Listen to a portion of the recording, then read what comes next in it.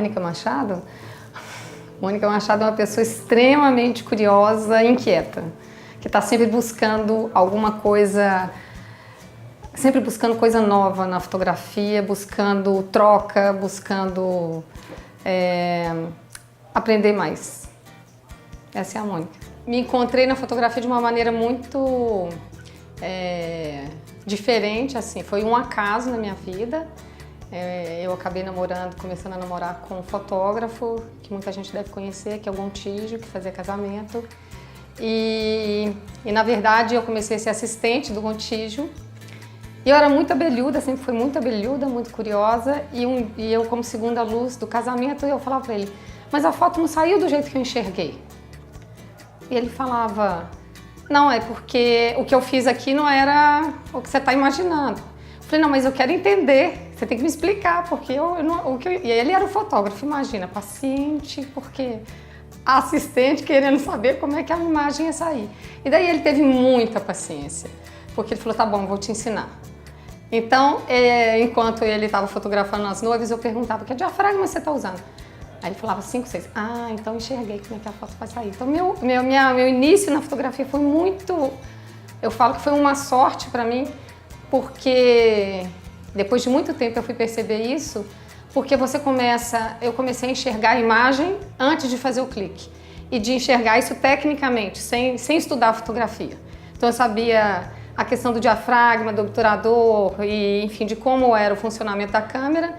E falava, mas se a gente fizer isso, pode ficar legal? E a gente trocava ideia nesse sentido, assim. E daí, teve um momento que eu já não estava mais com o Gontijo e eu falei, gente, agora eu não consigo mais ficar sem fotografia, né? E eu sempre fui muito cara de pau. Eu falo que para todo fotógrafo você precisa de um óleo de peroba na sua bolsa. E eu, então, fui pro Miguel e falei, Miguel, me disseram que tem uma vaga aí de assistente. Aí ele falou, realmente minha assistente está saindo. Então eu fiquei, na época eu estudava design gráfico na UENG. E aí ele falou, tudo bem, pode voltar aí amanhã, a vaga é sua. O Miguel nunca tinha me visto na vida, não sabia quem eu era, só tinha indicação de que a ex-assistente dele tinha dito meu nome. E aí, enfim, eu fui começar a trabalhar com o Miguel. No dia seguinte, chego na sala do Miguel, e ele fala, pode abrir meu arquivo aí, começa a trabalhar, pode começar a trabalhar. E para mim foi assim, um presente na minha vida, eu ter como primeiro grande mestre, pessoa maravilhosa, que me ensinou também tudo que eu sei. E a forma que ele relaciona com todo mundo da fotografia, a gente brinca que o Miguel é a Fundação São Miguel, porque ele abriu os armários e você falava, Miguel, tem uma foto hoje. Fica tranquila, Mônica, abre aqui o armário, vê o que você precisa, pode levar. Mas Miguel, fica tranquila, vai lá e fotografa. Mas eu nunca fiz isso, faz assim, assim, assim. E era assim que o Miguel ajudou, acho que não só a mim, mas muitos dos fotógrafos que estão aqui hoje na fotografia. E isso para mim foi um presente. Bem, daí, depois de um tempo eu montei o estúdio, dividi estúdio com a Inês Rabelo, com o Miguel, com o Marcelo Araújo. E depois de um tempo, eu ainda estudando na UENG, fui assistente do Toninho, que é professor há muito tempo, pessoa maravilhosa também, eu acho que eu tive muita sorte, só pessoa maravilhosa passou no meu caminho, assim. E daí eu fui assistente dele ainda também, enquanto eu estudava na UENG. E aí, já depois de uns 8 anos, eu resolvi entrar para um concurso Abril, que é um concurso que acontece anualmente na parte editorial da Editora Abril, e eu tive a oportunidade de ir embora para São Paulo. Eu chutei tudo de história que eu tinha aqui, larguei tudo e fui recomeçar tudo do zero de novo sendo assistente. Parei num estúdio que é um dos maiores estúdios de São Paulo, com 30 funcionários, assim, muitas fotos por dia de culinária, de moda e de publicidade. E lá eu trabalhei com o Freitas e com o Miro. e depois de um tempo também saí e fui montar meu próprio estúdio de fotografia em São Paulo. Bem, isso aí também demandou um tempo e até então eu não tinha tido nenhum momento contato com a fotografia autoral, pessoal, e eu estava só no universo da fotografia comercial. Daí, essas coisas de mulher fotógrafa, eu tive filho, e ter filho na fotografia é um pouco complexo porque você tem hora para começar a foto, mas você não tem hora para terminar. E mãe tem que ter hora para terminar, para poder fazer outras coisas que além da fotografia, né? Então eu parei um tempo no estúdio e comecei a dar aula de fotografia lá em São Paulo, na graduação do SENAC e na Escola Pan-Americana de Arte. E aí eu digo que eu comecei tudo do zero de novo. Eu nunca estudei tanto e nunca aprendi tanto com a fotografia. E daí eu comecei a desenvolver projetos com os alunos, projetos pessoais, os meus próprios também, ao mesmo tempo. Foi uma experiência, uma troca riquíssima. E desde então eu vivo nesses dois mundos, assim, um pouco da fotografia comercial e um pouco, acho que eu digo muito mais até, na fotografia autoral. Nesses 16 anos que eu tive em São Paulo, quando foi o ano passado, eu decidi voltar. Por questões pessoais, voltei, mas enfim. E dentro da minha experiência, 10 anos dando aula nesses dois espaços que eu falei que eu dei aula,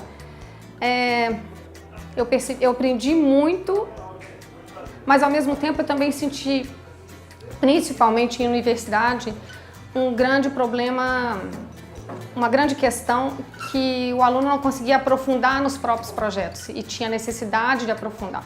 Não só dentro da universidade, mas também fora, pela essa loucura que a gente está vivendo do tempo e da falta de tempo, não é do tempo, da falta de tempo. Todo mundo reclama da falta de tempo. E como que isso interfere numa produção sistemática de um projeto. Assim, uma fugida em algum lugar, uma imersão em algum lugar para você parar um tempo e falar, não, agora eu não vou responder o WhatsApp, eu não vou ficar entrando na internet o tempo todo, até entra, mas enfim, não com a mesma intensidade, né? Então eu voltei de São Paulo para Belo Horizonte. Meu pai tem uma fazenda próxima a Iotim, 10 quilômetros de Iotim, e é onde ele faz cachaça e tem dois galpões que um deles estava subutilizado.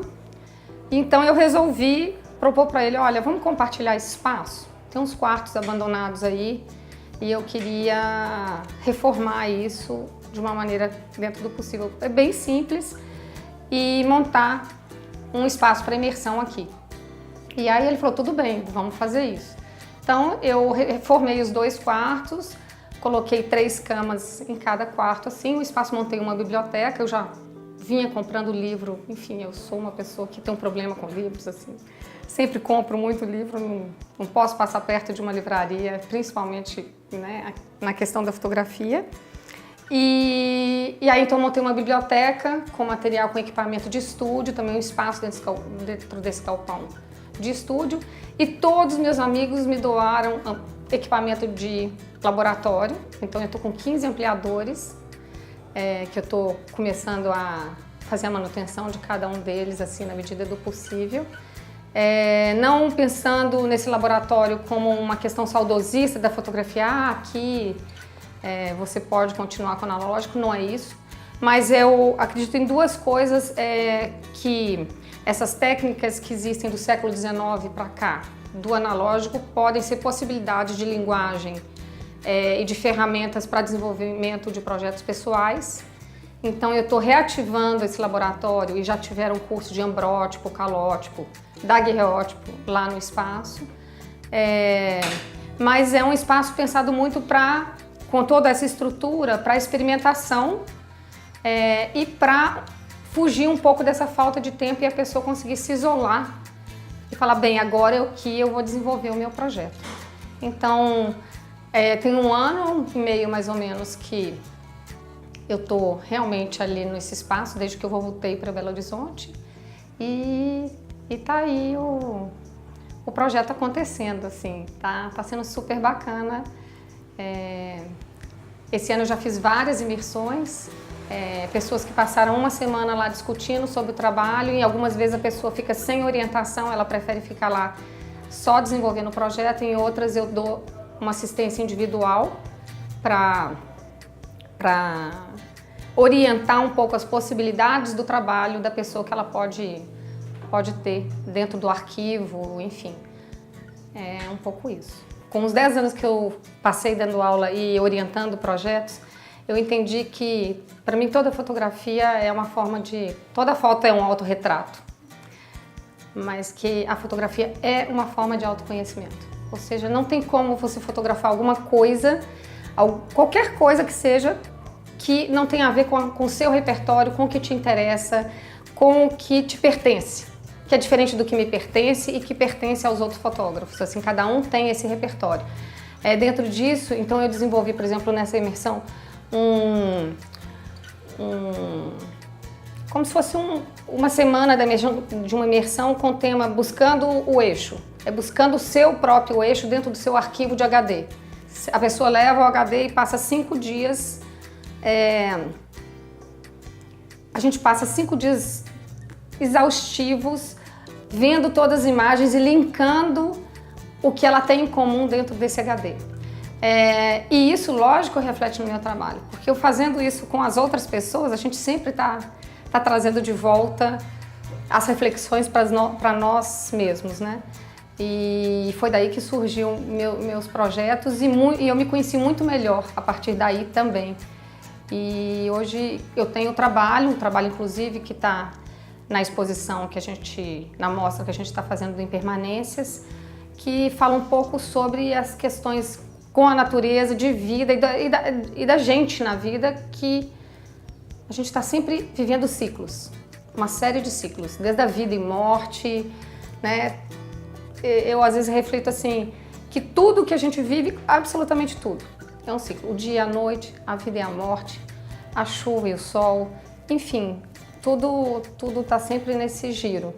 E o meu trabalho, eu acho que fala um pouco disso, do meu projeto pessoal. Mesmo que esteticamente tenham projetos diferentes, eu acho que eu estou sempre retomando e falando um pouco dessa questão desses ciclos. As pessoas acreditam que as fotos hoje são instantâneas e você não pensa para fazer, mas eu acho que não mudou nada. Continua a mesma coisa. Tanto que, por exemplo, dando aula, eu vou contar uma coisa aqui, no primeiro semestre que eu fui dar aula no Senac, eu ia desistir. Eu ia desistir porque eu passei por uma experiência terrível com meus alunos que foi isso. Eles saíram um dia antes da entrega final do trabalho e fotografaram absolutamente tudo e um dia antes entregaram um trabalho com 20 fotos e falaram, beleza, pode dar a nota aí, porque eu falei, mas isso aqui... E nada é a mesma coisa, assim, né? Não tem pensamento nenhum por trás. Independente de ser digital ou analógico, não tem pensamento. Assim, o que você quer me dizer com isso? O mais rico dessa mudança, porque eu acho que antigamente a gente fotografava muito mais pensando numa estética fotográfica, hoje, além da estética, você pensa no conteúdo da imagem. E aí eu entrei em crise, eu falei, vou sumir daqui, não quero mais fazer isso. E aí eu entendi e discuti com a minha próxima turma, eu falei, olha, nós vamos começar o semestre e o que é combinado não é caro. A fotografia sempre foi, eu acredito, sempre vai ser um processo. Seja ela na foto comercial e seja ela na foto autoral. Para mim não faz diferença, assim, porque numa foto comercial você também tem que pensar o que você quer da imagem, a sua intenção da imagem, de um retrato de alguém, enfim. E aí eu falei, vamos dividir a apresentação em 4 etapas e as 4 etapas têm que ser cumpridas, assim, porque a fotografia é esse o processo, o desenvolvimento de uma foto. Eu não acredito que ela seja instantânea porque o clique é instantâneo e porque o mouse também é instantâneo, assim, o clique do mouse, não só da câmera.